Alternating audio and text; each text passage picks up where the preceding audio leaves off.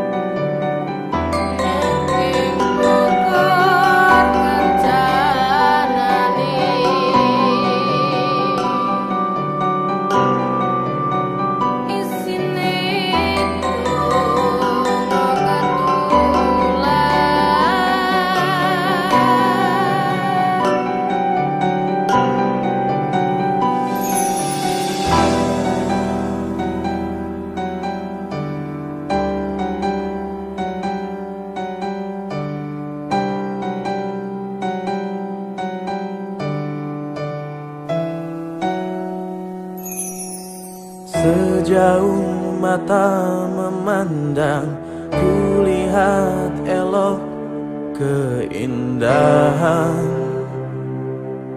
keagungan surga seperti tumpah lewat alam yang megah, budaya, religi, prasasti, sejarah. Mata tak kedip memandang, hati tak henti berdendang, kenang batang hati senang. Bukan cuma tanah lahirku, tetapi masa depanku. Batang memikat segenap jiwa.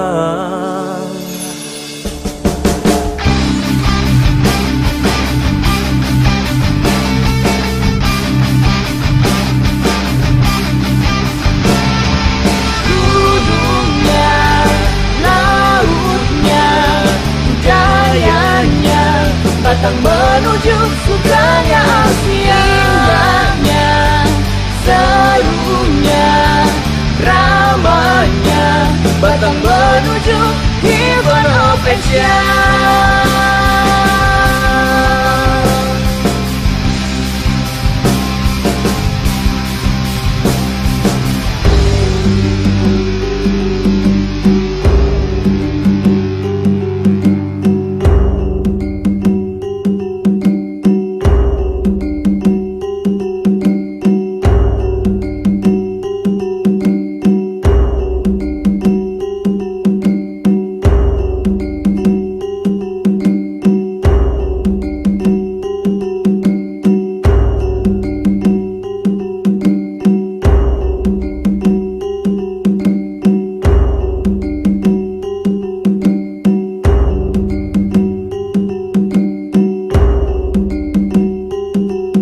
Yo lur piye kabare, yo ayo podo mrene, wono bodro pagilaran wis mesti dos tempate.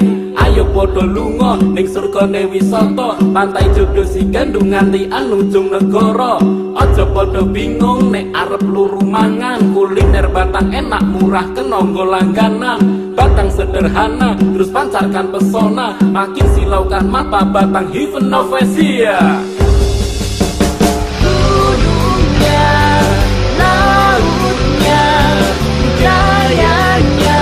Batang menuju surganya Asia, indahnya, serunya, ramanya.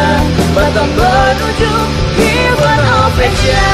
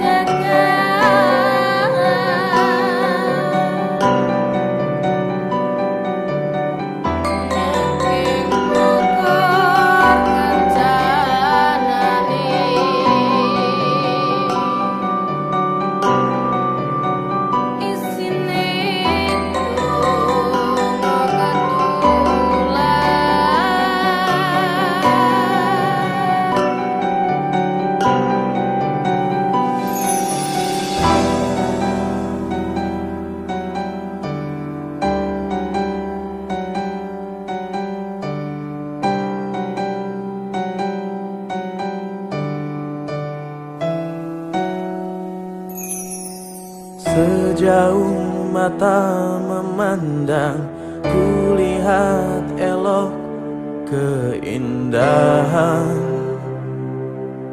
keagungan. Surga seperti tumpah lewat alam yang megah, budaya, religi, prasasti, sejarah. Mata tak kedip memandang, hati tak henti berdendang, kenang batang hati senang. Bukan cuma tanah lahirku, tetapi masa depanku. Batang memikat segenap jiwa.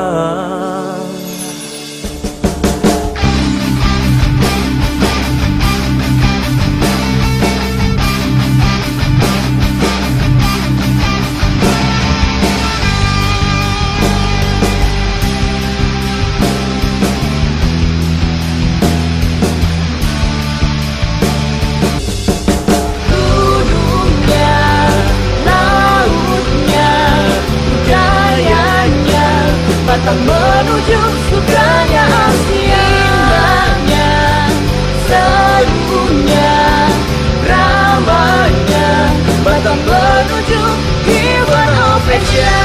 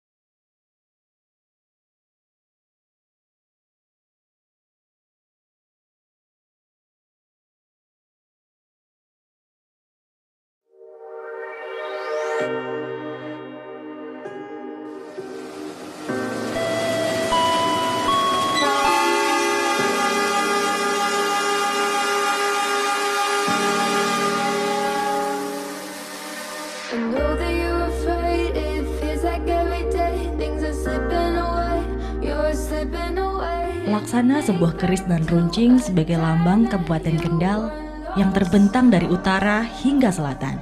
Tidak ada sejengkal pun daerah di Kabupaten Kendal yang tidak memiliki potensi pariwisata.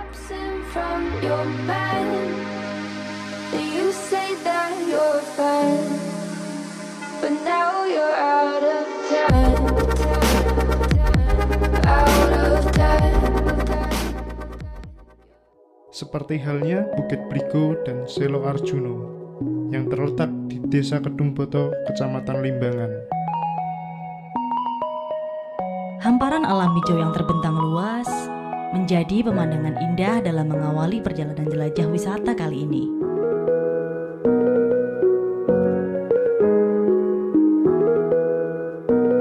Indonesia kaya akan keindahan alamnya. Salah satunya ada di Kabupaten Kendal. Mari kita jelajah wisata yang ada di Kabupaten Kendal. Berada di ketinggian 500 sampai dengan 600 mdpl, Bukit Bligo dan Selo Arjuno menyuguhkan pemandangan yang memanjakan mata. Bagi kalian yang memiliki jiwa traveling yang menantang, wisata ini wajib untuk dicoba.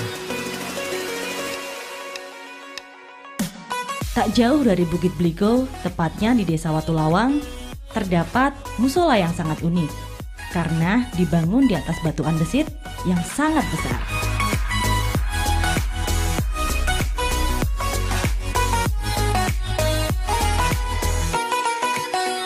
Ada batu belah, yuk!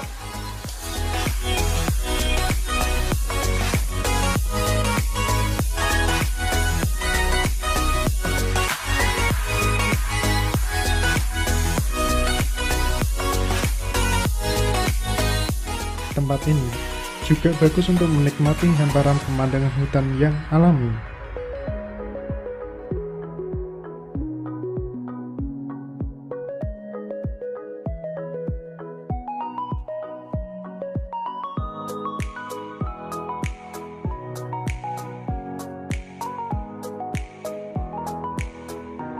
Masih di Kecamatan Limbangan, tepatnya ada di Desa Pakis.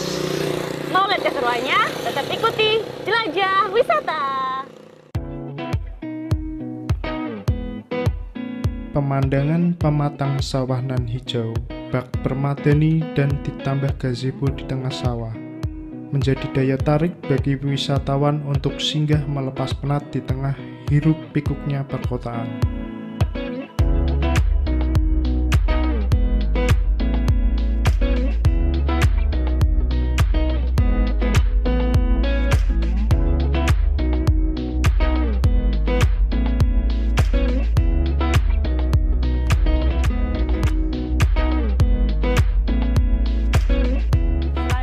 Kita akan menuju ke Curug Panglebur Gongso.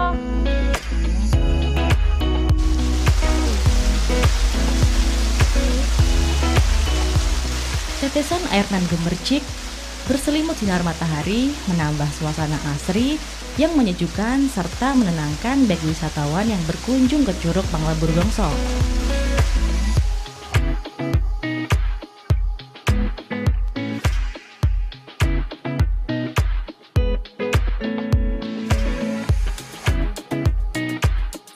Belum puas bermain air di Curug Panglebur Gongso, kita lanjut ke lokasi selanjutnya, yaitu Curug Lawe Secepit.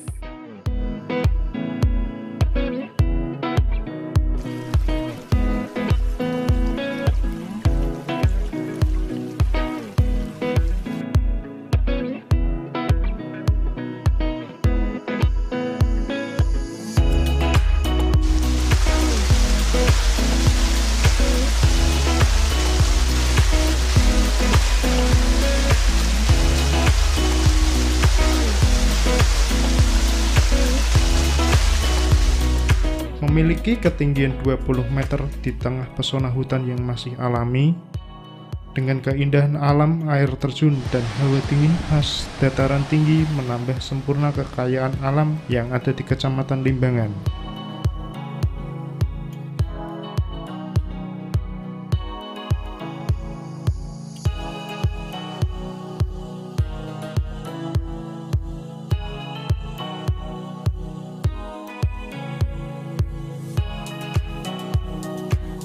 Beralih ke sebelah barat, tepatnya di Kecamatan Pageruyung.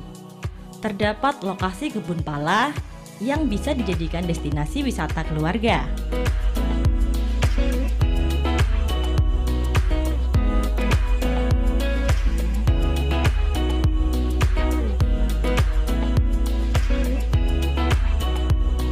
Sedikit informasi, Kabupaten Kendal merupakan pengekspor tanaman pala di Jawa Tengah loh. Keren bukan?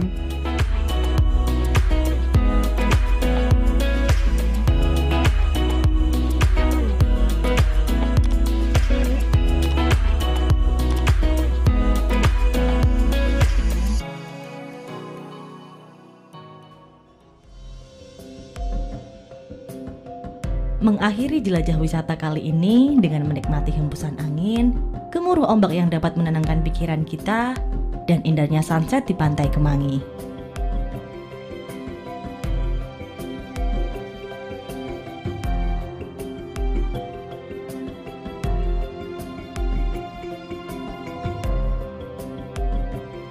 Lestari alam yang indah menyadarkan kita betapa murahnya hati Sang Pencipta.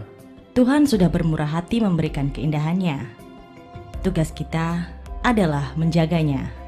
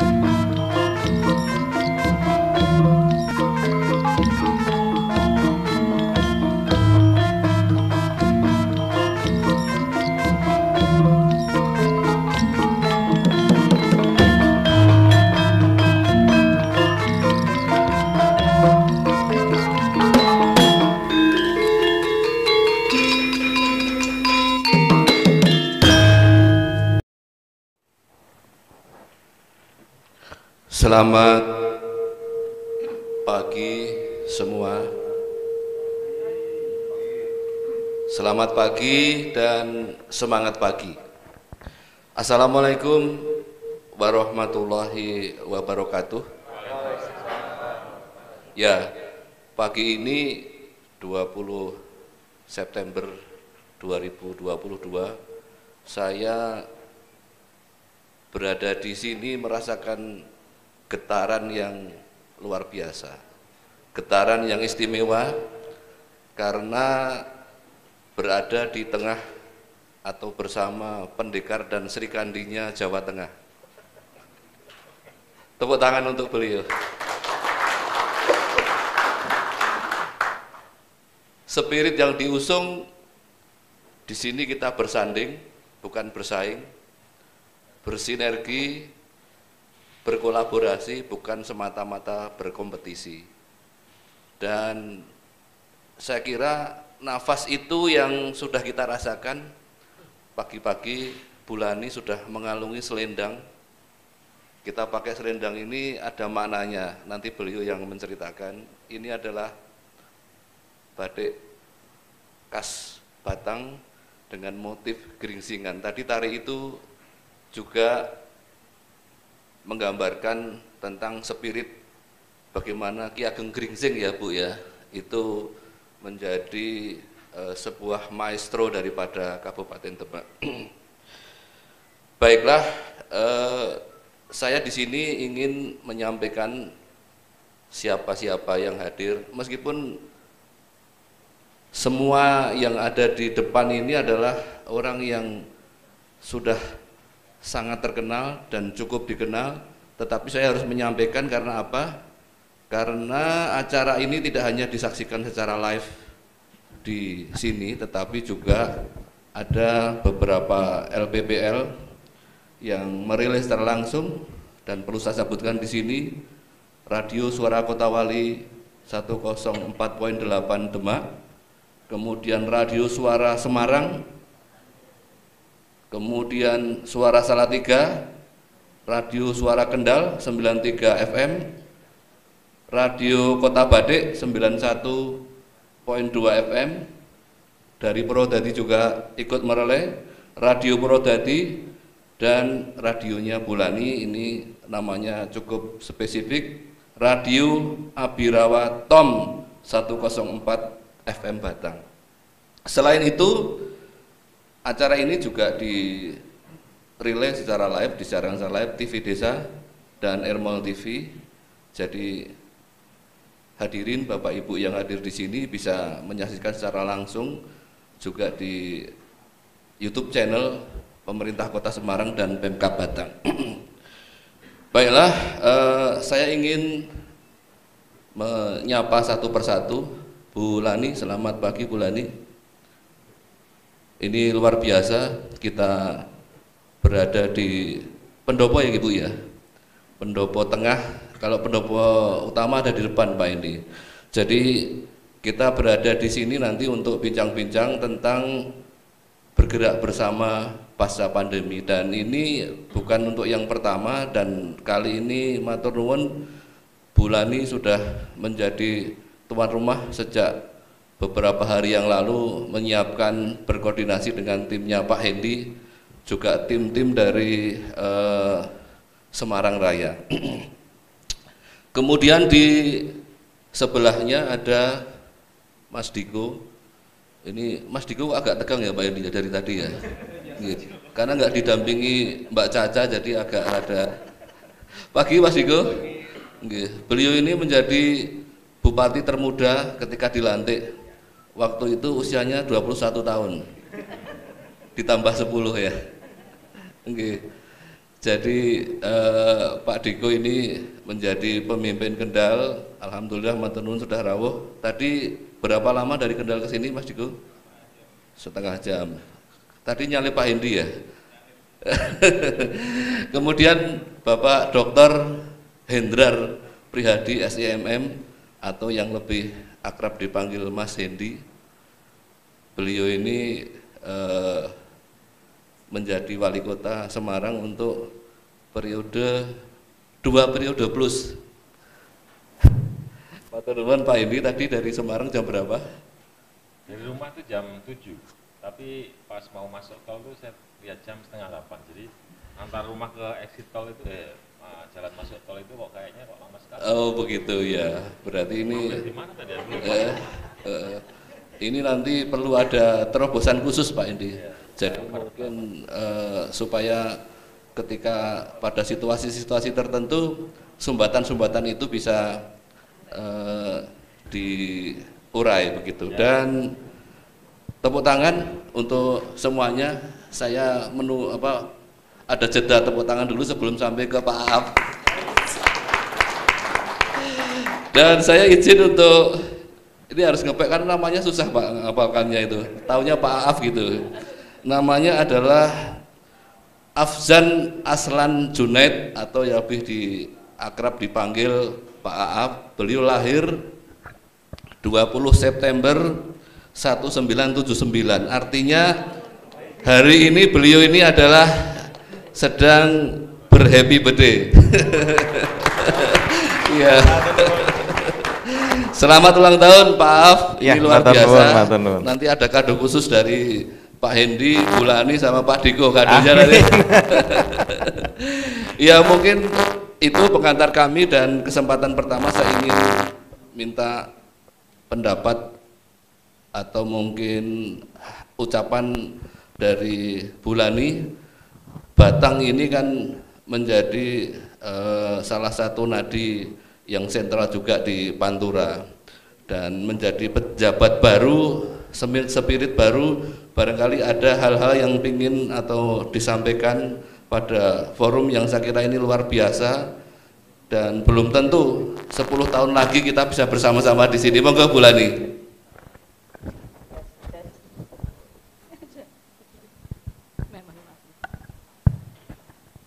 Bismillahirrahmanirrahim.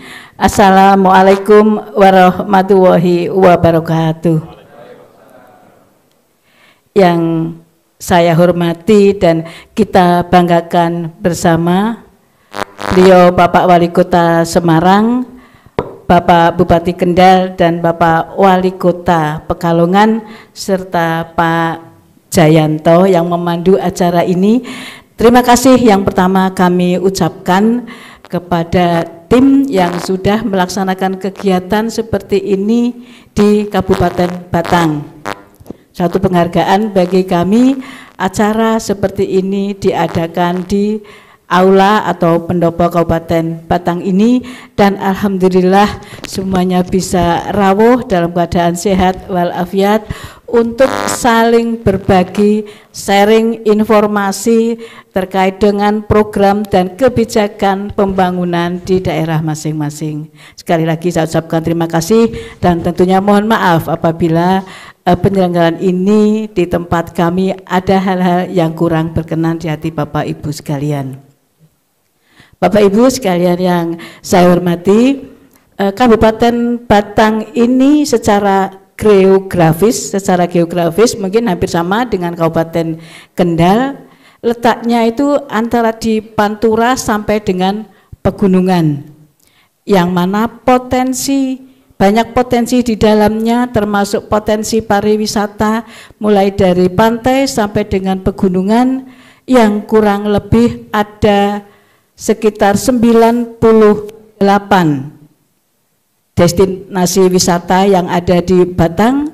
Ada wisata pegunungan, wisata pantai, wisata situs atau budaya, wisata religi, agrowisata, wisata curug, wisata industri, kuliner, kerajinan, dan masih banyak lagi pariwisata ataupun destinasi wisata yang ada di Kabupaten Batang.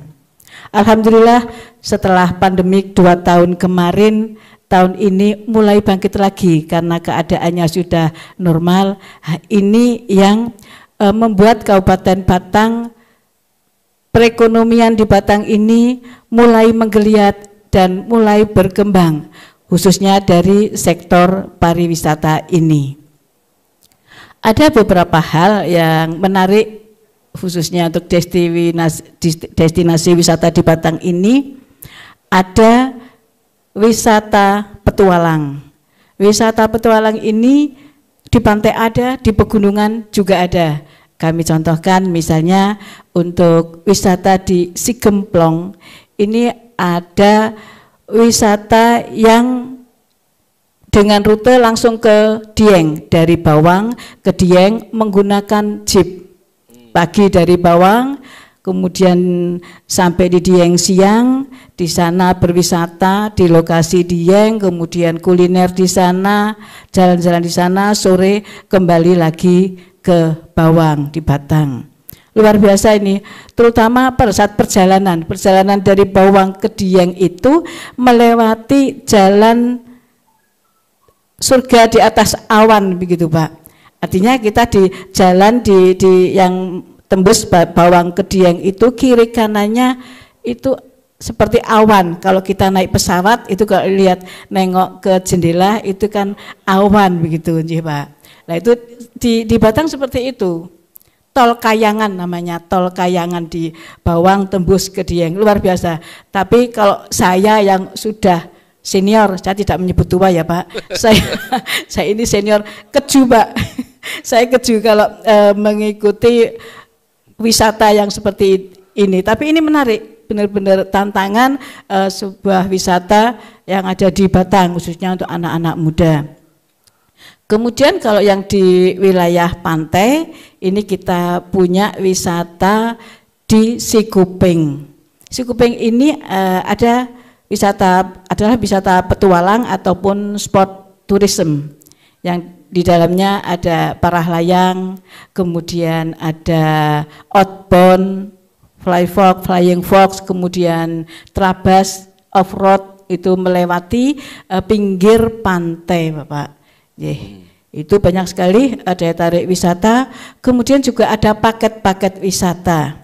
Mulai dari pantai sampai dengan ke pegunungan, diawali dari pantai Sigandu misalnya, nanti kemudian ke pantai ke wisata Arung Jeram di Warongasem sampai dengan ke agrowisata Pagilaran.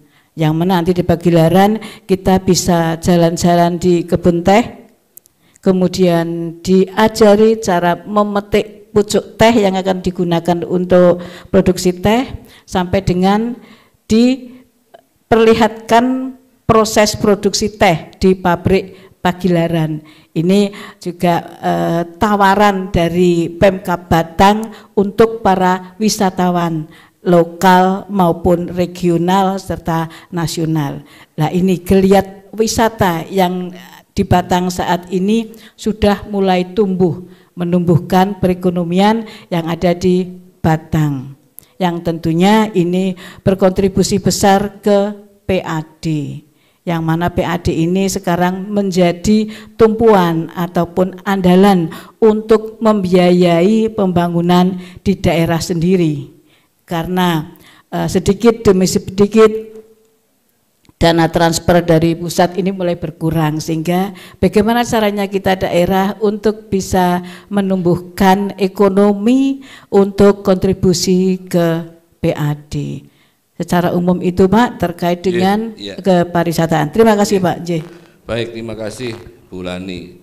Ini beliau ini sebelum menjadi PJ adalah sekda ataupun konduktornya birokrasi di Batang, sehingga kalau bercerita ini runtut, teknis, dan saya kira implementatif begitu ya Pak Endi. Sekarang saya ingin bergeser ke yang ulang tahun dulu Pak Endi, Pak Aaf. Batang ini kota yang menjadi wilayah terdekat dengan Pekalongan ini, kota yang menjadi wilayah terdekat dengan Batang. Dan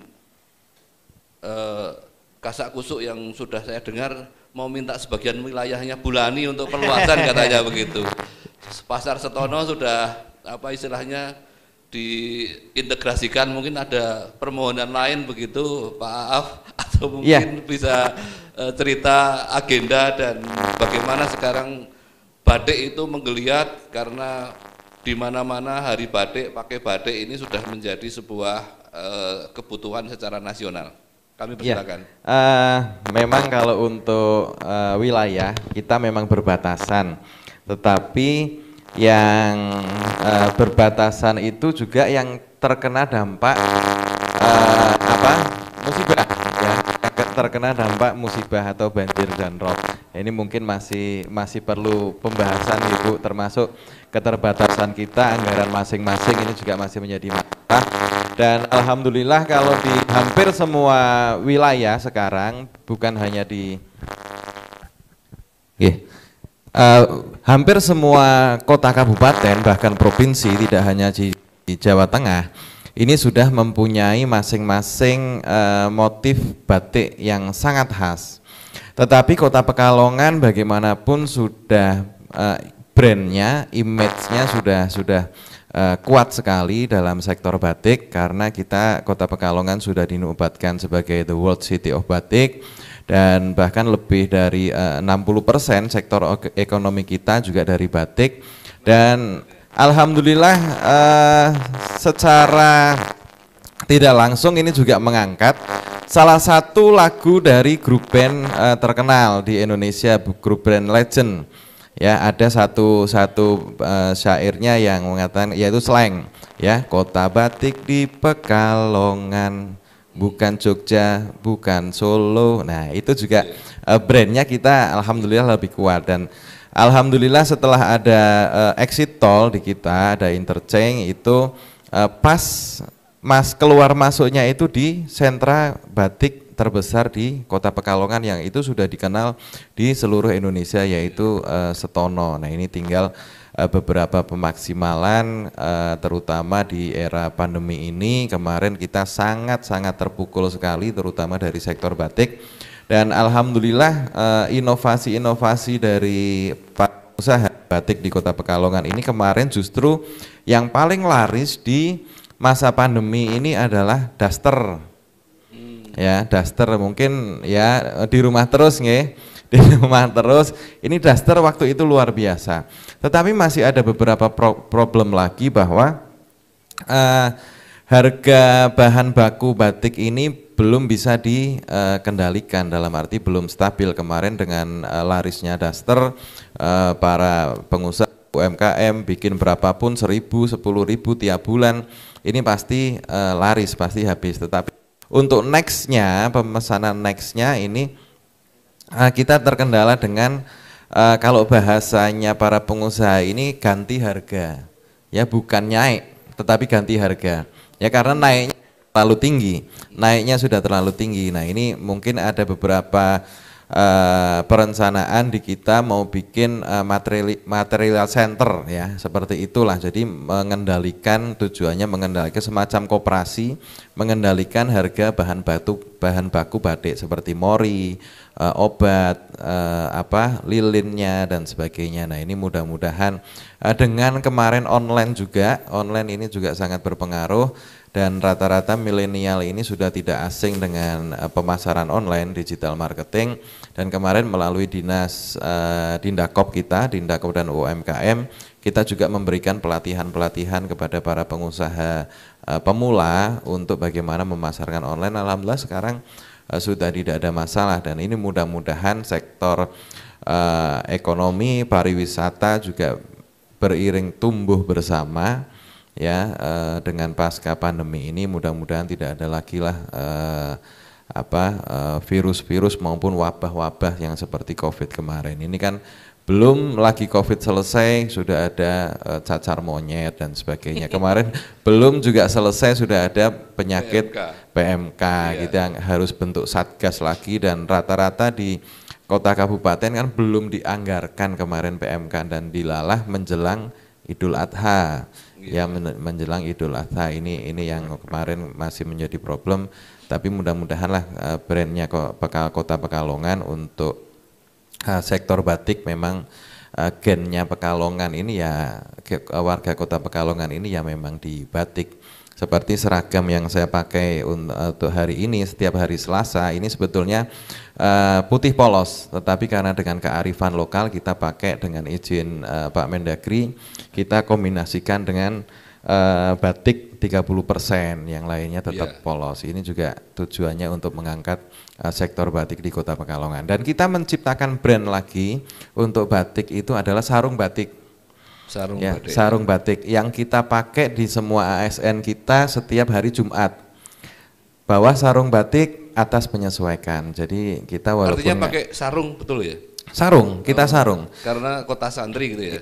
Kota santri ya pakai sarung, dan biasanya kalau yang ASN laki-laki sekalian pakai baju koko, sekalian sholat Jumat. Jadi walaupun misalkan hari Jumat itu pagi ada olahraga, ya setelah itu tetap ganti sarung batik. Dan ini sudah kita terapkan juga ke sektor-sektor perkantoran yang lain seperti perkantoran, hotel ya.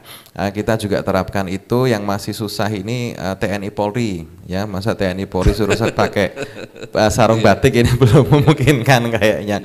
Ya itu tujuannya untuk mengangkat lagi sektor UMKM, terutama di sarung batik, dan sengaja kita tidak seragam, monggo bebas. Jadi mereka bisa beli di UMKM. Kalau kita seragam nanti dengan jumlah yang banyak, ya pesetnya di juragan-juragan atau pengusaha-pengusaha yang besar lagi. Kita pengen menghidupkan bersama-sama UMKM kita. Baik, terima kasih Pak Aaf. Ternyata ketika kita bersama dan kita dialogkan, kita elaborasi, banyak aspek yang secara potensial itu bisa ditumbuh kembangkan. Batang punya pariwisata yang begitu memesona, Pekalongan kota punya batik yang begitu mendunia. Ya, museum batik juga ada di kita. Museum batiknya bahkan juga ada, dan sudah masuk the world apa tadi Pak? City of Batik. City of Batik gitu. Selamat Pak, selain selamat ulang tahun juga selamat untuk kota batiknya. Sekarang izin untuk bergeser ke Pak Diko. Kendal bagaimana Pak Diko? Apa yang menjadi maskot, menjadi andalan ketika kemarin pandemi begitu mendera dan menyandera, pertumbuhan mungkin agak surut, sekarang Batang sudah menggeliat, termasuk Pak Diko ini sekarang sudah lebih seger ya Pak Indi ya? Ya karena iya. Moga Pak Diko. Terima kasih Mas Jayanto. Apa yang menjadi ikon, menjadi terobosan, kami silakan. Terima kasih Mas Jayanto, Mas Hendi, Bu Lani, Mas Aaf. Selamat pagi, Assalamualaikum warahmatullahi wabarakatuh. Terima kasih atas undangannya. Pada pagi hari ini sangat luar biasa sekali saya bisa duduk di antara pemimpin-pemimpin hebat di Jawa Tengah ini. Ya, jadi tadi yang ditanyakan Mas Jayanto, kalau kami di Kabupaten Kendal pasca pandemi COVID-19 tentunya kita melihat dulu melalui dari data-data yang ada. Jadi memang kita secara nyata di Kabupaten Kendal dengan adanya pandemi COVID-19 itu angka pengangguran itu meningkat, angka kemiskinan juga meningkat. Jadi kita berupaya bagaimana pemerintah Kabupaten Kendal dengan program-programnya ini bisa secara cepat bisa menurunkan angka pengangguran dan juga kemiskinan.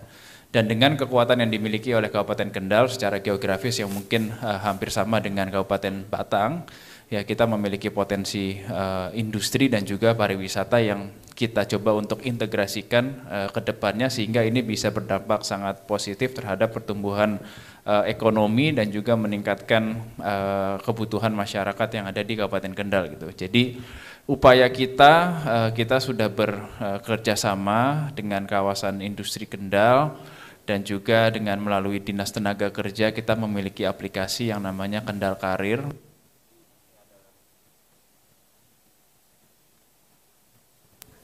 Ini adalah suatu terobosan inovasi dari kami pemerintah Kabupaten Kendal bagaimana bisa memfasilitasi masyarakat Kendal yang selama ini tidak memiliki kompetensi. Jadi kalau yang selama ini memiliki kompetensi sekolah gitu ya, mereka secara mudah bisa mendapatkan pekerjaan di Kabupaten Kendal khususnya di wilayah industri. Tapi kita memfasilitasi masyarakat yang justru tidak memiliki kompetensi dan memiliki pendidikan. Dengan kita kerjasama 3 pihak antara Dinas Tenaga Kerja, Kementerian Perindustrian dan juga kawasan industri, dan kita memberikan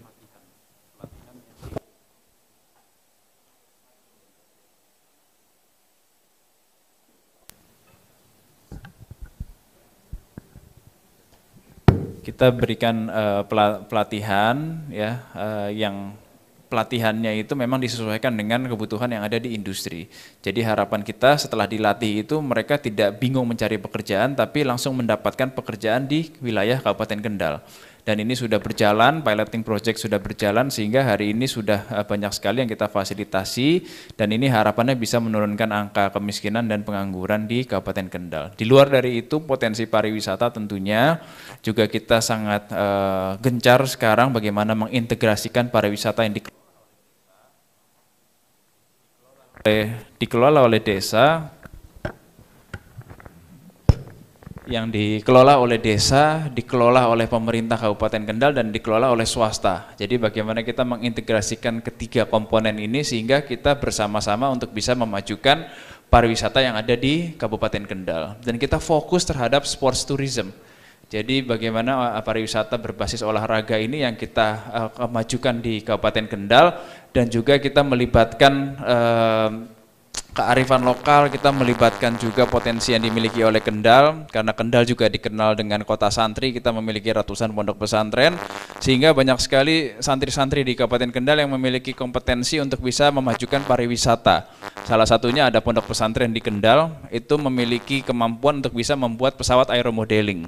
Nah, di situ juga potensi sehingga menjadi kawasan pariwisata dan sekarang kita dukung dari pemerintah Kabupaten Kendal, kita memberikan stimulus sehingga kita bangunkan runway-nya. Runway-nya kita bangun, desanya kita jadikan desa wisata sehingga hari ini berkembang. Bukan hanya pondok pesantrennya aja santrinya membuat aeromodeling, tapi desanya pun juga sekarang menjadi desa wisata dan sudah mulai berkembang.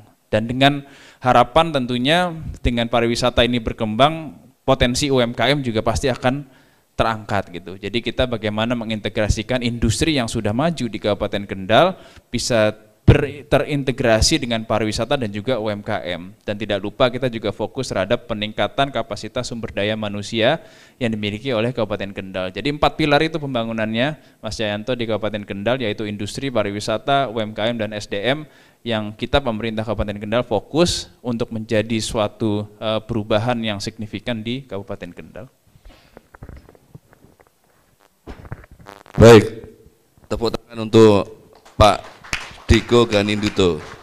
Saya tadi takjub dan mengikuti begitu seksama betapa Pak Diko ini sekarang pintar sekali, padahal sebelumnya belum pernah jadi bupati. Ketika jadi bupati menjadi tambah pintar, artinya nanti periode kedua begitu sudah bisa dilanjutkan. Itu tadi Pak Edi menyampaikan seperti itu. Yang kedua, seperti kredo, padi menjadi putih itu bukan karena alunya saja, tetapi gesek-menggesek antara padi. Ini padinya Pak Hendi, padinya Bulani, padinya Pak Aaf, ini akan menjadikan putih para pemimpin itu menjadi tokoh-tokoh yang bernas. Perkumpulan interaksi adalah penyakit menular. Saya kira di sini kita menularkan virus yang positif dan kita berharap ini menjadi oase, menjadi kawah candra di muka yang bisa menginspirasi kita bersama. Tepuk tangan. Dan sekarang saya ingin kepada Pak Hendi. Pak Hendi ini mungkin termasuk yang paling senior menjadi kepala daerah, sehingga barangkali bisa menyampaikan Semarang ini menjadi magnet yang sekarang ini banyak disorot. Bersih, pariwisatanya yang dulu kumuh, kota lama sekarang menjadi magnet begitu rupa. Banjir Kanal Barat yang dulunya ini menjadi ibaratnya selokan besar menjadi tempat yang dipoles menjadi wisata kuliner dengan pasar apung. Barangkali Pak Hendi bisa berbagi kiat, bersiasat tentang anggaran, bersiasat dengan policy, bagaimana membangun networking ini, karena aglomerasi sekarang menjadi sebuah kondisi yang tidak bisa dielakkan. Inilah klaster bagaimana sinergi ini akan menjadi menguatkan, tidak berkompetisi saja tapi berkolaborasi, tidak bersaing tetapi bersanding dalam artian sesungguhnya. Pak Hendi, fatwanya kami mohon untuk bisa disampaikan. Oke, terima kasih Pak Jai, Pak Lani, Mas Diko, Mas Aaf dan semua yang hadir di sini. Kata kuncinya menurut saya begini, tidak ada kepala daerah yang ingin kota kabupatennya jadi jelek. Jadi mereka tuh pasti setelah dipilih ya sebenarnya kepengen wilayahnya jadi bagus. Hanya memang ada beberapa kendala. Orang sering mengatakan bahwa kendala utama pembiayaan, penganggaran, duitnya kurang dan seterusnya. Ya itu kita catat aja, pasti selalu begitu. Nah kami lihat waktu kami masuk di pemerintah Kota Semarang 2010, kemudian 2012 jadi PLT, saya potret cepret gitu kan. Wah iya rano duite, wah iya SDM kok kayak gini. Tapi dari sebuah potret itu kemudian kita tahu masyarakatnya pun merasakan Kota Semarang ini sering banjir, betul nggak Mas? Orang Semarang sering rob, nah, karena banjir rob jalannya jelek, karena jalan jelek investornya nggak ada yang masuk dan seterusnya dan seterusnya. Nah itu yang kita perbaiki di awal. Fokus penganggaran di 3 hal tadi, sambil yang lainnya saya mengajak sebuah konsep namanya bergerak bersama. Bergerak bersama itu ada pemerintahnya, ada swastanya, ada CSR investasi, ada penduduk dengan segala ketokohannya karena wilayahnya harus kondusif, ada juga teman-teman wartawan, pewarta yang mereka harus kita rangkul. Supaya kalau ada yang baik-baik diberitakan keluar, kalau ada yang jelek-jelek disampaikan ke saya, itu penting. Mereka turun ke bawah. Nah dari itu semuanya ya pasti dinamika muncul ya, tapi alhamdulillah menurut saya bergerak bersama ini sangat efektif. Saya meyakini sekali kalau semua pembangunan dari APBD ya sampai kapanpun urutan daripada sebuah kemajuan kota tergantung APBD-nya. Tapi ya masuk sih Semarang nggak boleh kayak Surabaya. Tapi Surabaya sekarang 10 triliun, kita 5 triliun. Masa sih Semarang nggak bisa kayak Bandung? Tapi di Bandung itu 7 triliun, kita APBD-nya 5 triliun. Ya kalau sama Jakarta nggak usah ngimpi, dia 70 triliun, kan gitu ya. Artinya, melihat daripada itu sebenarnya kekuatan utamanya adalah bergerak bersama itu. Ya, jadi setelah potret itu bisa kita lihat, kita 2013 launching kota pariwisata. Wah kendelemen Pak Endi kan itu. Pariwisata emang kuwi duwe pasir putih kayak Bali, enggak punya. Lautmu biru kayak di Bali, enggak. Kamu punya keraton, enggak ada. Kamu punya apa, enggak ada pokoknya. Nah tapi dari sebuah semangat itu ya kita sambil sekalian memperbaiki kekumuhan sambil jualan pariwisata. Ada cerita ini Bulani. Namanya Kampung Pelangi. Kampung Pelangi itu hasil daripada sebuah program kampung tematik. Pemerintah 200 juta, masyarakat tenaganya, pengusaha CSR-nya, yang terjadi peresmian Kampung Pelangi itu nilainya 2, sekian miliar. Jadi itu dari daerah yang kumuh, tapi dia pereng gitu. Dicat warna-warni, masyarakatnya diedukasi tentang Pok Darwis, kelompok sadar wisata. Wah tadinya di situ ngeri Mas. Orang masuk, nggak ngerti juntrungannya, kenal pote brong langsung dijotosi. Ngebut apa jotosi, tapi setelah kita edukasi banyak wisatawan yang datang, mereka yang tadinya nganggur bisa jadi juru foto, bisa jadi tukang parkir, kemudian attitude-nya kita juga kasih masukan, yang terjadi berubah. Loh saya sempat lihat itu, ada yang naik motor kenceng langsung dicegat, assalamualaikum baru dijotosi, ya, ada perubahan. Jadi ada sebuah perubahan attitude dari masyarakat menyambut para wisatawan. Ya Mas ya, ya terima kasih. Baik, menarik sekali. Kata kuncinya adalah sinergi dan kolaborasi. Memang sukses ini 70% ditopang oleh jejaring. Jadi kalau tidak punya jaringan, apalagi di era disrupsi, era globalisasi, kita susah untuk bisa menjadi penguasa dunia. Tetapi sekarang ini untungnya menjadi penguasa di era disrupsi tidak harus berada di epicentrum kekuasaan, tidak harus ke Jakarta, tidak harus di dunia yang gebiar begitu, tetapi dari Batang, dari Semarang, dari Kendal dan Pekalongan kita bisa menjadi penguasa dunia. Saya kira kita jeda dulu untuk kembali sesaat lagi sambil teman-teman nanti mohon untuk soundnya bisa di upgrade. Terima kasih.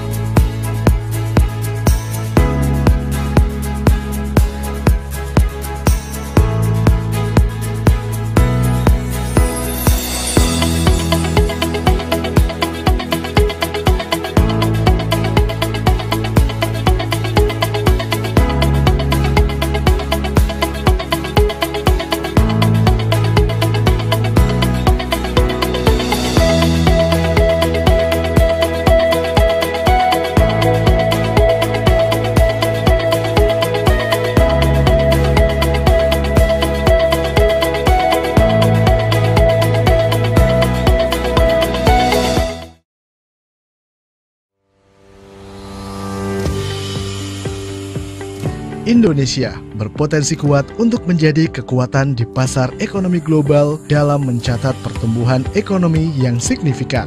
Tidak heran, Indonesia disebut sebagai tujuan investasi terbaik dalam pengembangan industri berkelanjutan, termasuk di Jawa Tengah merupakan area yang menjanjikan untuk dieksplorasi. Pemerintah Indonesia akan membangun kawasan industri terpadu Batang yang terletak di Kabupaten Batang, Jawa Tengah. Inilah yang akan kita jadikan sebagai contoh untuk nanti kawasan-kawasan industri yang lain yang berada di provinsi-provinsi baik di Jawa maupun di luar Jawa. Kawasan industri terpadu Batang dengan luas total 4.300 hektar ini dirancang dengan konsep smart and sustainable dan akan membuka era baru perkembangan perekonomian Indonesia. Adapun keunggulan berinvestasi di kawasan industri terpadu Batang, yaitu lokasi strategis yang berada dalam jalur ekonomi utara Jawa sebagai gerbang ekonomi nasional sekaligus mampu menjangkau konektivitas internasional. Ditambah dengan akses tol Trans Jawa dan double track kereta api di sekitar kawasan industri semakin menstimulasi mobilitas ekonomi. Dengan adanya fasilitas dry port and seaport yang terintegrasi, maka efisiensi dan efektivitas dalam rangkaian distribusi perdagangan akan tercapai. Adanya pekerja yang terampil dan kompetitif diproyeksikan akan mampu melewati tantangan bisnis yang dinamis. Selanjutnya, pembangunan terintegrasi terpadu dan diimplementasikan sesuai fungsi yang ada. Melalui konsep smart and sustainable, dengan pendekatan yang komprehensif dan responsif, kawasan industri adalah wujud nyata sebuah inovasi. Dan tidak kalah penting adalah adanya dukungan penuh dari pemerintah dalam membangun infrastruktur. Kawasan industri terpadu Batang dibagi ke dalam 3 klaster, dan klasifikasi industri diantaranya klaster 1 digunakan untuk industri kimia, otomotif, dan teknologi informasi dan komunikasi. Klaster 2 digunakan untuk residensial, riset, dan komersial, serta klaster 3 digunakan untuk rekreasi dan resort. Pembangunan ini adalah sebuah komitmen untuk negeri, dan cara terbaik untuk berkontribusi adalah menggerakkan aktivitas ekonomi dengan berinvestasi. Kawasan industri terpadu Batang, Smart and Sustainable Industrial Estate.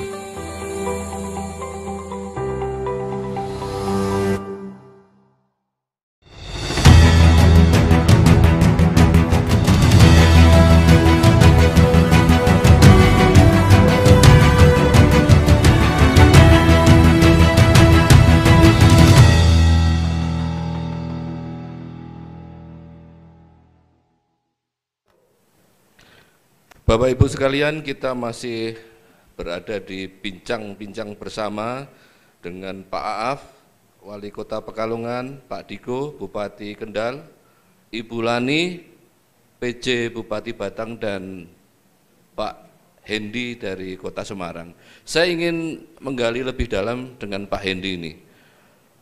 Aglomerasi menjadi sebuah keniscayaan, artinya kita tidak bisa melakukan inovasi, mengembangkan tanpa membangun sinergi dengan tetangga ataupun wilayah terdekat.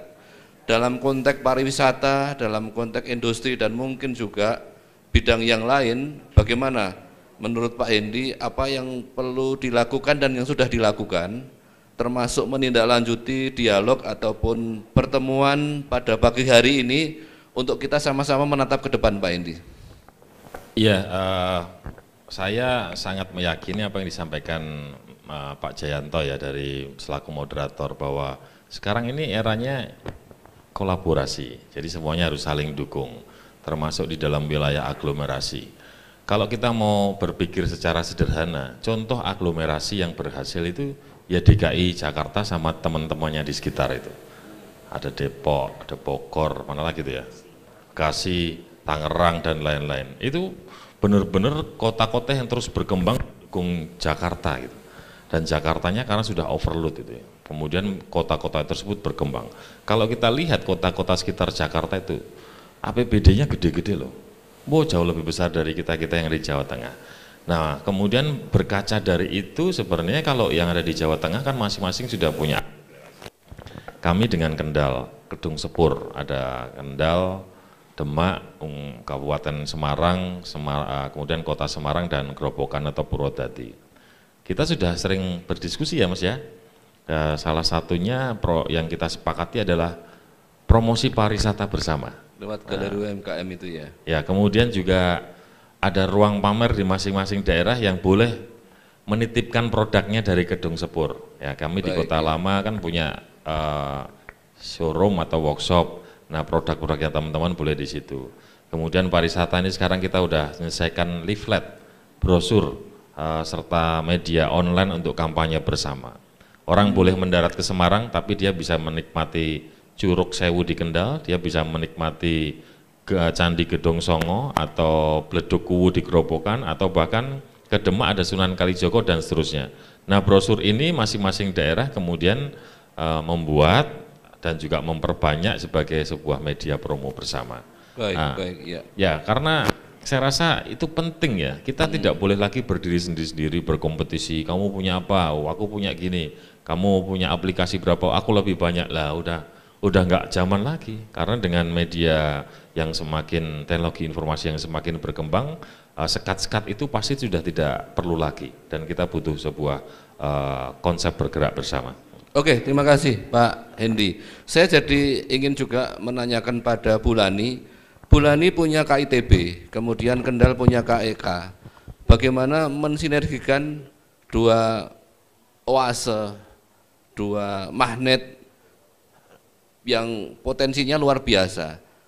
Apakah rintisan ini sudah coba untuk dibangun dan bagaimana mensinergikan bidang yang lain dalam spirit yang tadi sudah disampaikan oleh Pak Wali Kota Semarang ini dengan di Demak maupun di Kendal nanti secara berurutan. Bu Lani kami minta untuk bisa menyampaikan gagasan ataupun mungkin agenda ke depannya.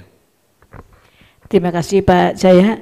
Jadi untuk KITB Kawasan Industri Terpadu Batang ini yang merupakan proyek strategis nasional dari Bapak Presiden dilaunching pada tahun 2020, sudah 3 tahun berjalan ini.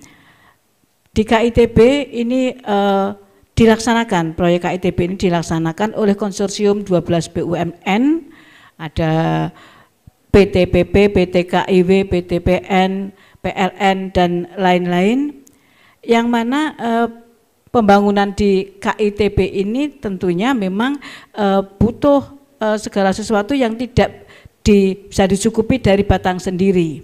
Kita menengok ke Kendal, ke Semarang yang terdekat itu mungkin untuk suplai bahan baku, bahan makanan dan yang lainnya.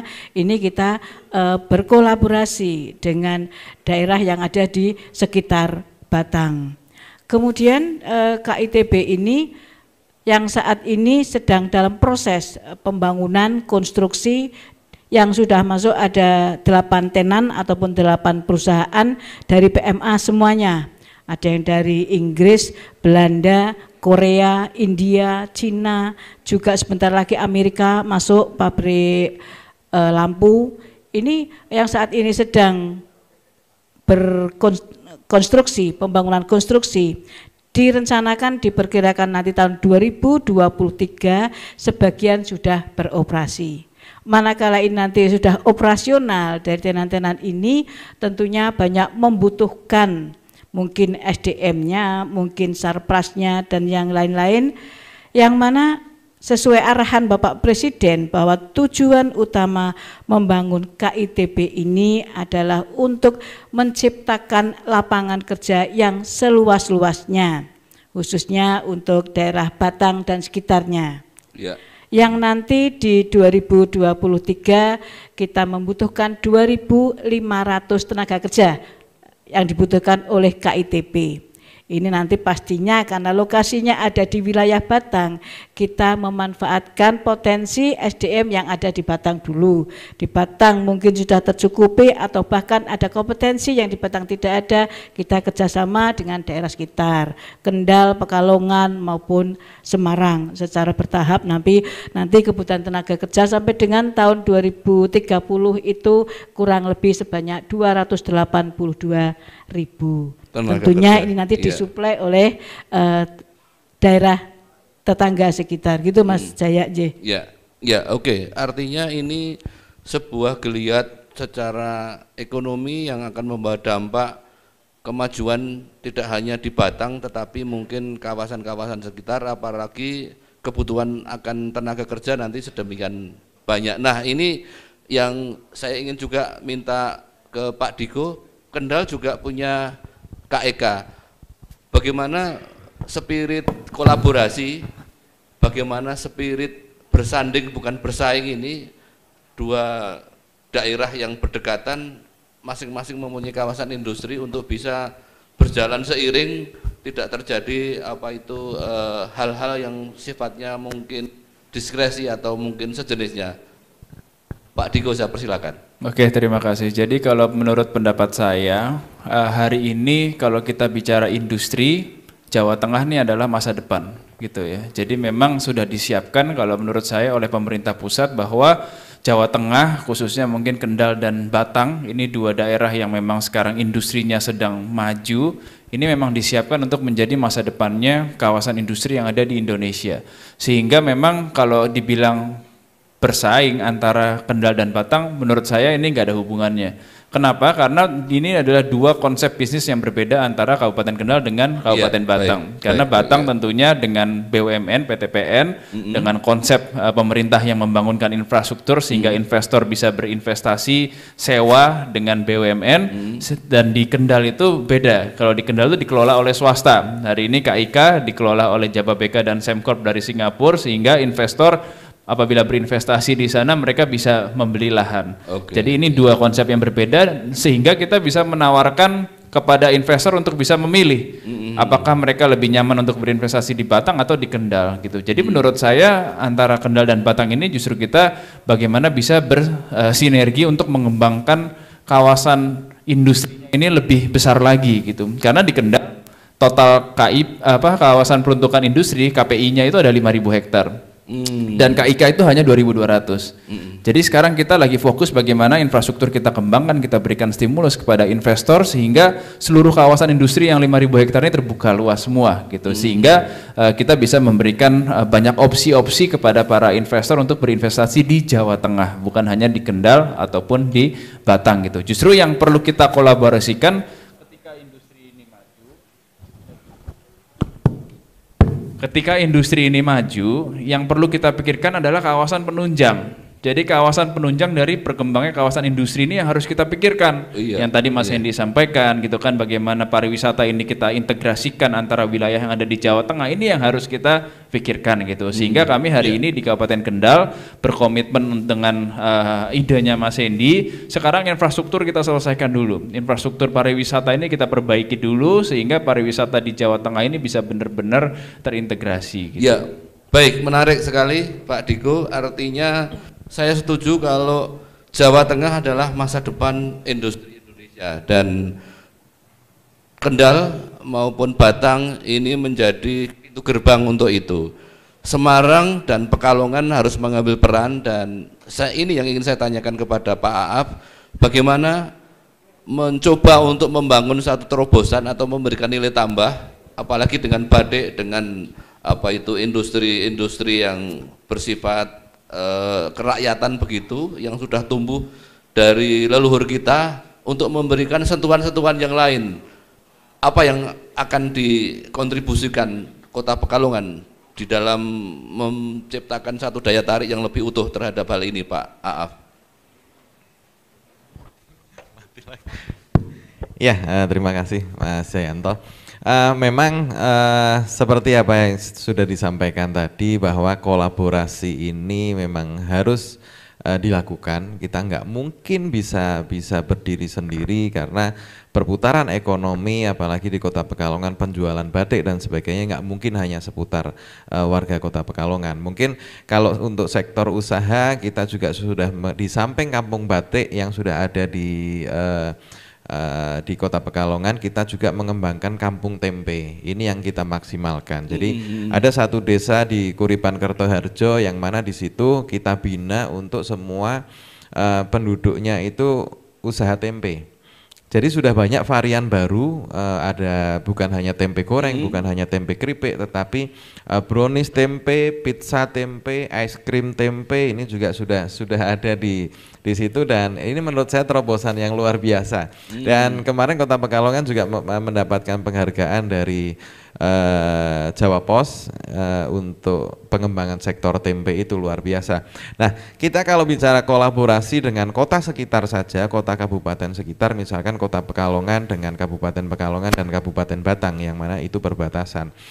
Sebelumnya saya juga pernah ngobrol panjang dengan Pak Bupati pada waktu itu, Pak Wihaji dan Bu Fadia, bagaimana kita ini harus saling melengkapi. Nggak bisa kalau kita mau bersaing pasti mati semua. Kita harus saling melengkapi. Nah, di Kota Pekalongan sekarang adanya apa? Stasiun besar adanya di Kota Pekalongan, yang mana itu tidak ada di Batang dan kabupaten. Ya, berarti tamu-tamu baik dari Jakarta itu pasti berhentinya di Kota Pekalongan. Pintu gerbangnya ada di Kota Pekalongan dulu. Persis, ya. Hotelnya, hotel-hotel berbintang juga ada di Kota Pekalongan. Ini yang kita maksimalkan.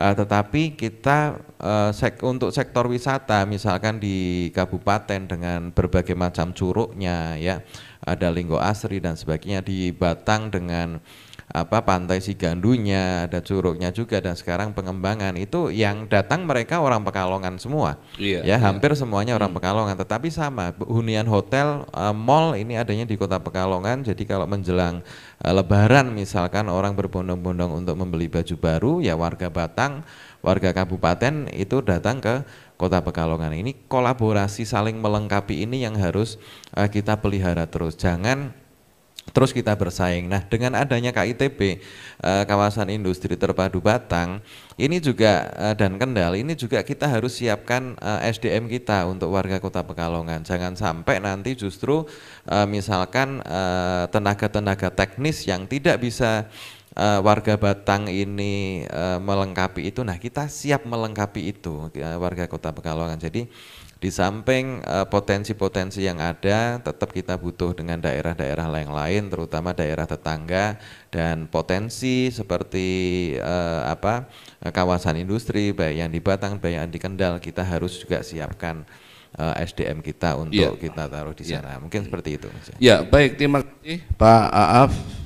Kolaborasi menjadi satu kebutuhan yang kita sadari itu akan menyelesaikan banyak persoalan dan kendala-kendala yang ada.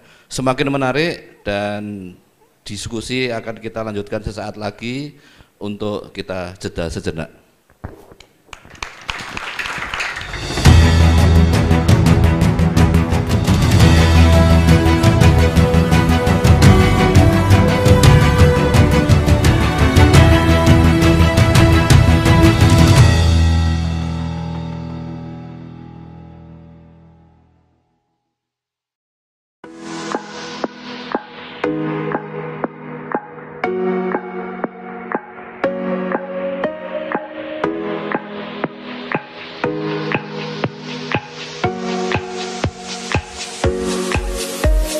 Kota Pekalongan berada pada dataran rendah pantai utara Jawa. Berada di sebelah barat ibu kota Provinsi Jawa Tengah dengan luas wilayah 45,25 km persegi dengan bentangan terjauh 8-9 km. Terdiri atas 4 kecamatan administratif, yaitu Pekalongan Timur, Pekalongan Utara, Pekalongan Barat, dan Pekalongan Selatan. Dengan 27 kelurahan pasca penggabungan di akhir tahun 2014 lalu.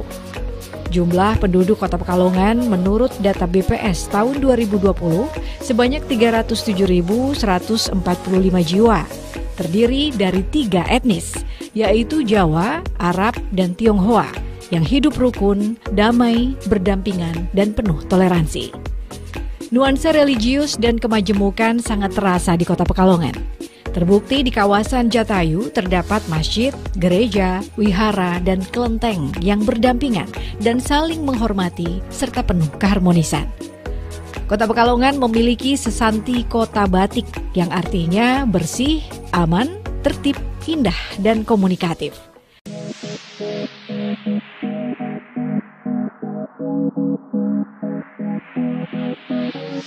Sebagai kota yang menjadi sentra utama batik di Indonesia, pengakuan Batik Indonesia sebagai Masterpiece of Oral and Intangible of Humanity oleh UNESCO pada bulan Oktober 2009 lalu mengukuhkan Batik Indonesia sebagai warisan budaya dunia yang merupakan bentuk pengakuan strategis terhadap eksistensi batik dan nilai pentingnya bagi peradaban dan perkembangan kebudayaan. Minapolitan menjadi sangat penting dalam peranannya untuk membangun Kota Pekalongan sebagai kota dengan garis pantai 6,8 km. Minapolitan berarti kota perikanan. Kota Pekalongan dinobatkan sebagai salah satu kota kreatif dunia oleh UNESCO pada 1 Desember 2014. Tanggal 1 April 2015 dilakukan penyerahan piagam yang diserahkan langsung oleh Badan PBB kepada Wali Kota di Pekalongan. Wisata dan budaya di Kota Pekalongan yang menjadi daya tarik wisata meliputi wisata budaya, wisata alam, wisata religi, wisata buatan, wisata ziarah, wisata minat khusus, dan wisata belanja. Kota Pekalongan kaya akan kulinernya yang khas, meliputi megono, tauto atau soto khas Pekalongan, kopi tahlil, gulai kambing kacang hijau, nasi uwet, dan garang asem.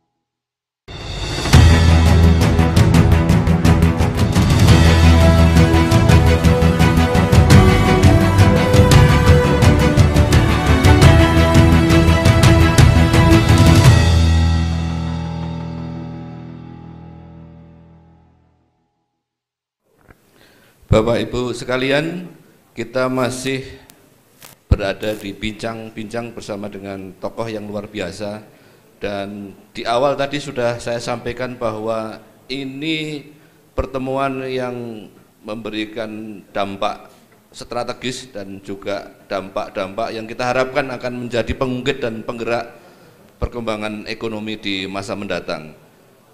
Dan memasuki sesi inti ini saya ingin kembali kepada Bu Lani. Bu Lani, tadi di awal sudah disampaikan Batang ini memiliki potensi yang luar biasa.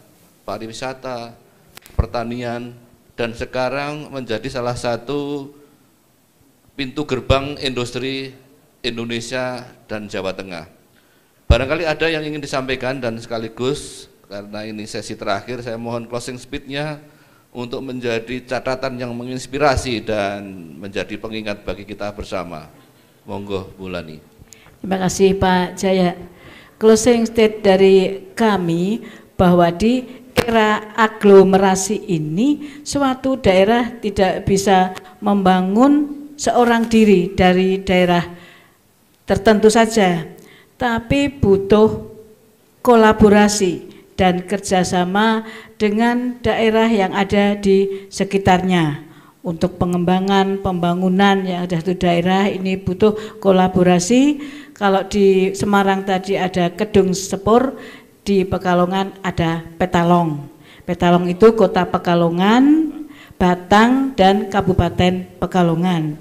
Ini juga sudah ada sinergi terkait dengan rencana pembangunan jalan lingkar dengan harapan transportasi ataupun kendaraan bermuatan besar tidak melalui jalan pantura karena berpotensi macet.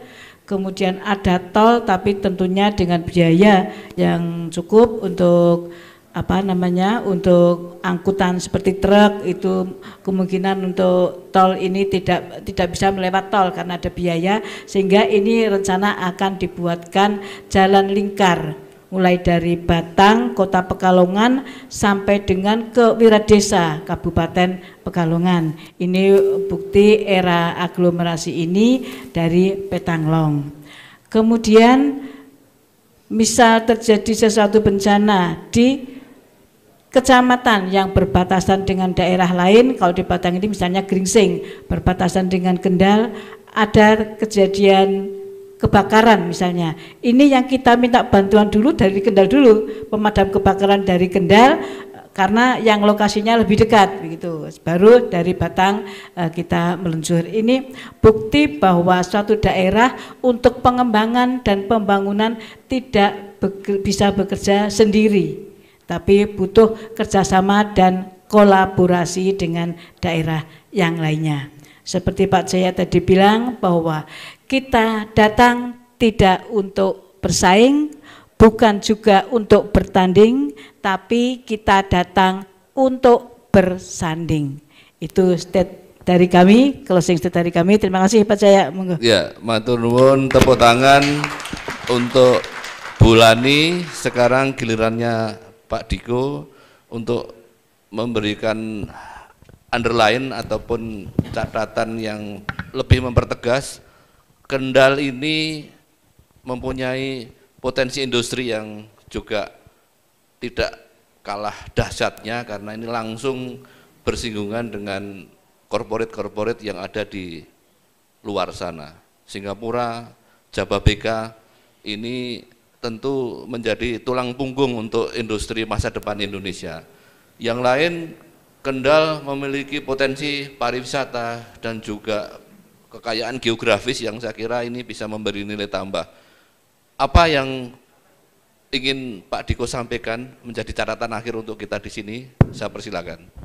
Oke, jadi prinsipnya kalau kami dari Kabupaten Kendal, kolaborasi itu sangat penting sekali di era seperti hari ini. Ketidakpastian, kemarin pandemi COVID-19, sekarang ada ekonomi global yang menjadi khawatiran untuk kita semua, sehingga memang kunci utama dalam mengembangkan suatu daerah yaitu bagaimana kita bisa melakukan sebuah terobosan atau inovasi. Jadi kita harus keluar dari hal-hal yang rutinitas, kita harus keluar dari hal-hal yang biasa, sehingga kita harus memiliki sebuah inovasi dari hal yang terkecil. Apapun yang lakukan, kita berupaya melakukan sebuah inovasi yang lebih positif, sehingga inovasi itu bisa kita gabungkan dengan kolaborasi.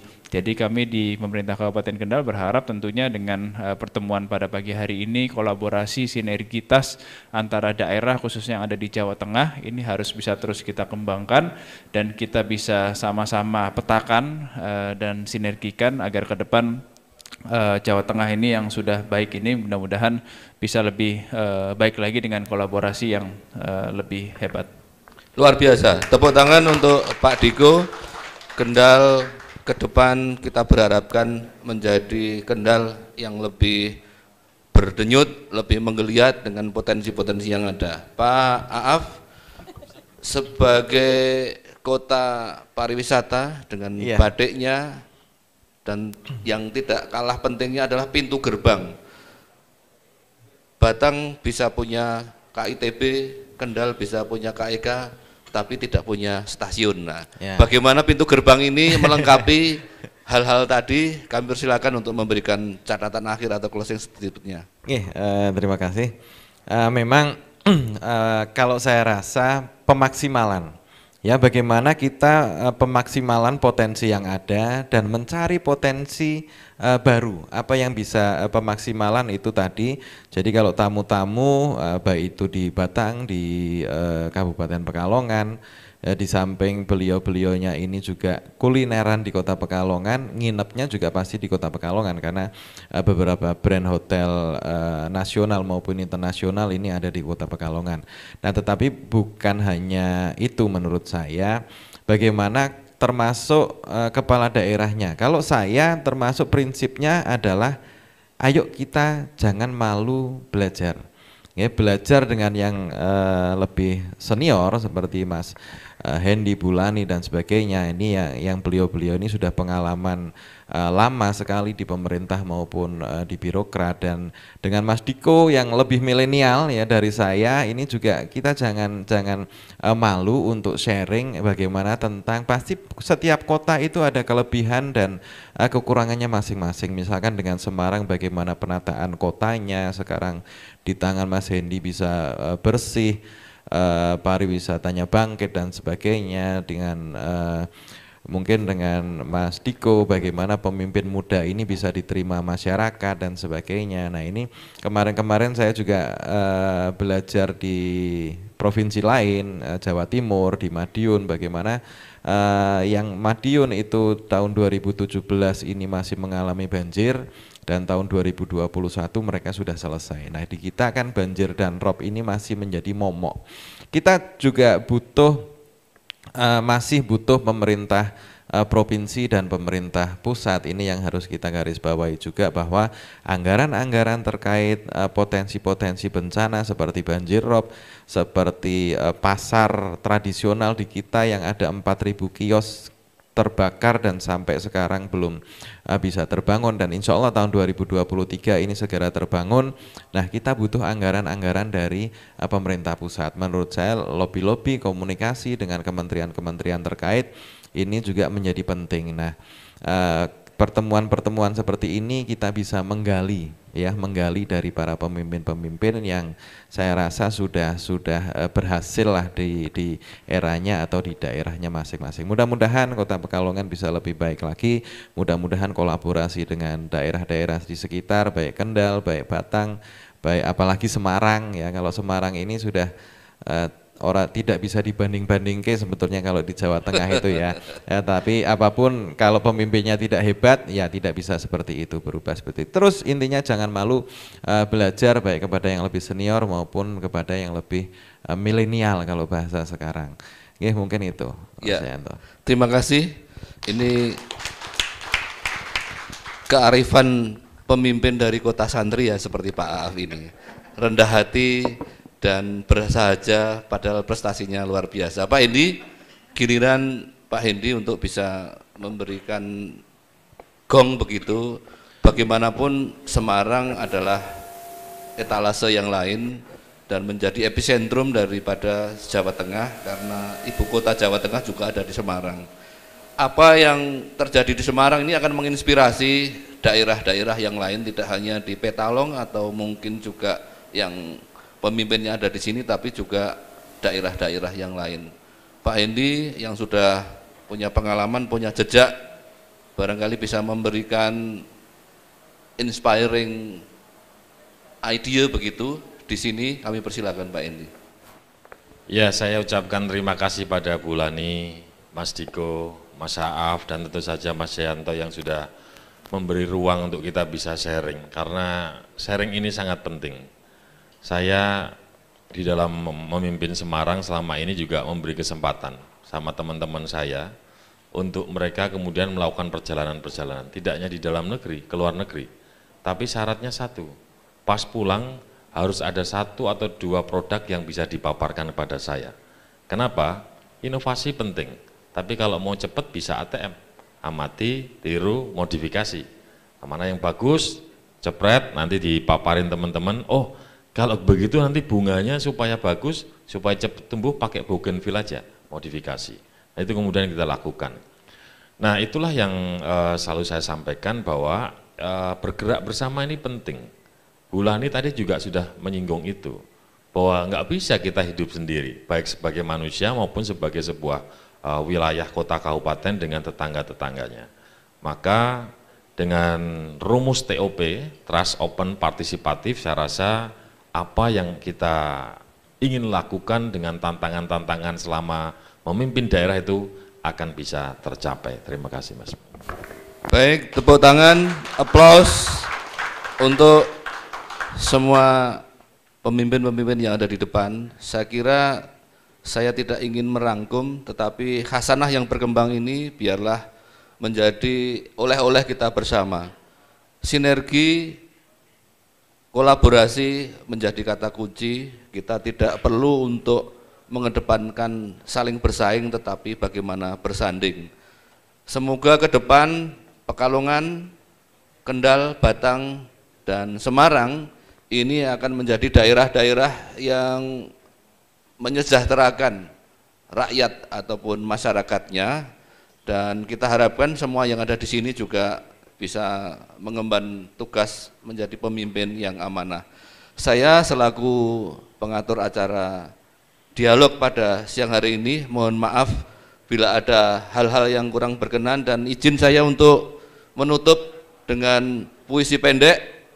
Puisinya adalah Ferdi Sambo sedang bersedih. Sekian sudah dan terima kasih. Wassalamualaikum warahmatullahi wabarakatuh.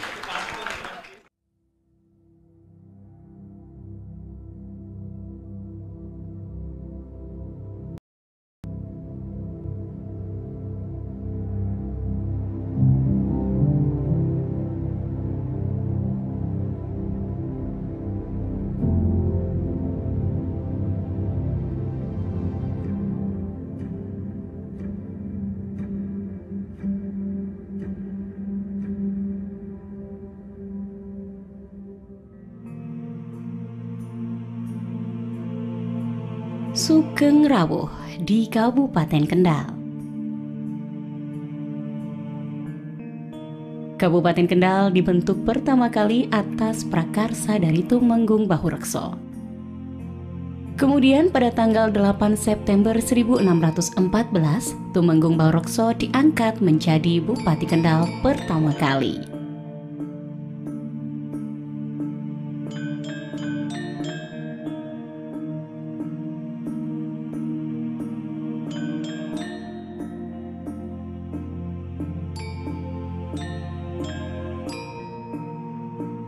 Kabupaten Kendal adalah salah satu kabupaten di Jawa Tengah yang beribu kota di Kendal. Kabupaten Kendal memiliki luas wilayah 1002,23 km persegi dengan jumlah penduduk sebanyak 1.018.505 jiwa.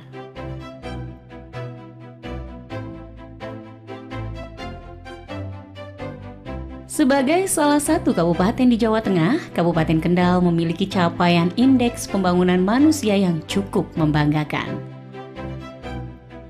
Capaian indeks yang semakin meningkat ini terus berupaya ditingkatkan oleh pemerintah Kabupaten Kendal, salah satunya dengan menjadikan Kabupaten Kendal sebagai pusat industri dan pariwisata di Jawa Tengah.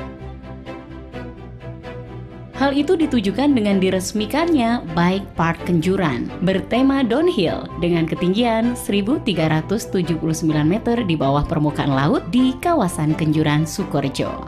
Memiliki panjang trek 12 km dengan panorama yang disuguhkan yakni kawasan Cengkeh, Kebun Kopi, dan Jambu. Diharapkan dapat menambah daya tarik bagi masyarakat pecinta sepeda. Tak cukup sampai di situ, pemerintah Kabupaten Kendal terus melakukan pengembangan pada jalur olahraga wisata sepeda. Hal tersebut dibuktikan dengan diresmikannya kembali Bike Park Kaliwayang. Kabupaten Kendal juga memiliki potensi wisata pantai yang tak kalah untuk dikembangkan. Terbukti dengan diresmikannya Pantai Indah Kemangi sebagai tempat wisata water sport. Memiliki SDM yang handal dan stable berkuda yang mumpuni membuat Kabupaten Kendal juga memiliki equestrian sport yang menyuguhkan panorama alam yang memukau dan wisata yang ramah untuk keluarga.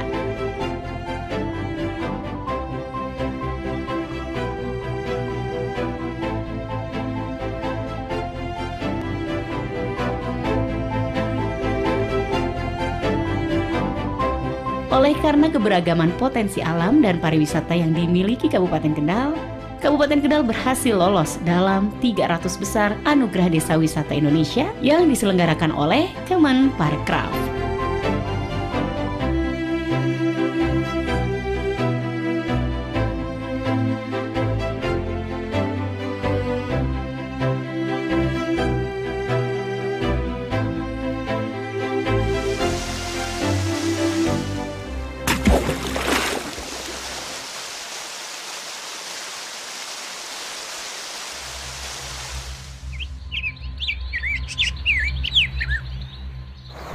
Untuk mendongkrak promosi pariwisata Kabupaten Kendal, upaya yang dilakukan tidak hanya dalam skala lokal saja, melainkan hingga nasional.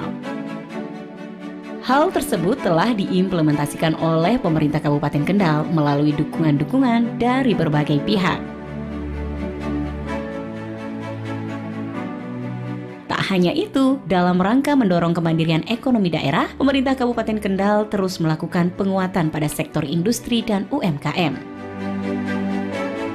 Terbukti pemerintah Kabupaten Kendal telah berhasil menggelar Expo UMKM Digital yang diikuti oleh beberapa pelaku UMKM yang siap dalam menjalani kerjasama dengan platform digital.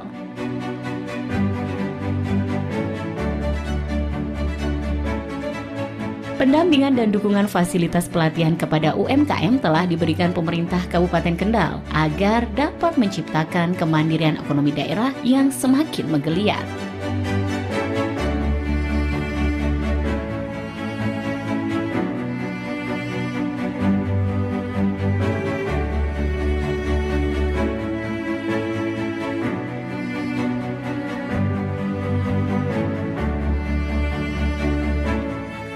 Kabupaten Kendal terus bergerak maju untuk kesejahteraan masyarakatnya. Melalui kawasan industri Kendal, diharapkan dapat menciptakan SDM yang memiliki keahlian berstandar internasional. Kabupaten Kendal akan terus berupaya mewujudkan kabupaten yang handal, unggul, makmur,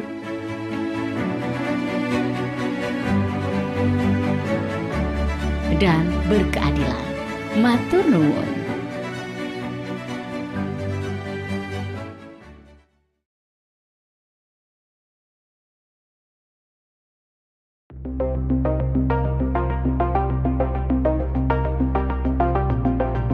Untuk mencapai visi terwujudnya Kota Semarang yang semakin hebat berlandaskan Pancasila dalam bingkai NKRI yang berbineka tunggal ika, pemerintah Kota Semarang berkomitmen memberikan pelayanan prima yang berorientasi pada kesejahteraan masyarakat.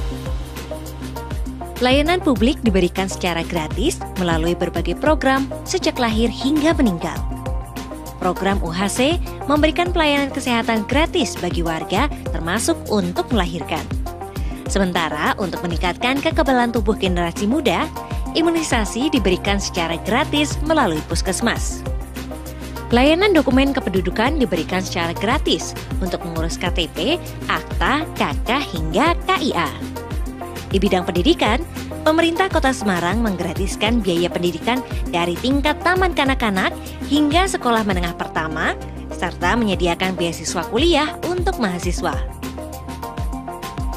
Guna membekali para pencari kerja dengan keterampilan yang mumpuni, pelatihan kerja diberikan secara gratis melalui Balai Latihan Kerja.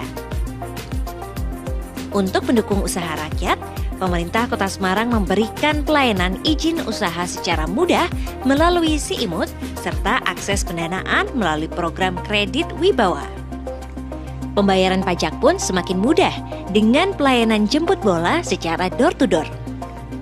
Mobilisasi massal publik didukung melalui pelayanan yang cepat dan terjangkau dari Trans Semarang. Ke depan, segala pelayanan publik akan bisa didapatkan pada satu tempat melalui hadirnya Mall Pelayanan Publik. Pemerintah Kota Semarang juga senantiasa siap siaga untuk menangani segala kondisi kegawat daruratan yang dilaporkan melalui call center 112. Masyarakat pun dapat turut mengawal setiap program dan layanan dari pemerintah dengan memberikan masukan maupun pengaduan yang disampaikan lewat lapor handy guna perbaikan dan peningkatan kualitas layanan kepada masyarakat. Dengan segala program untuk masyarakat tersebut, Kota Semarang berhasil mengukir sejumlah prestasi dan meraih beragam penghargaan di berbagai bidang. Yuk bergerak bersama untuk Semarang yang semakin hebat.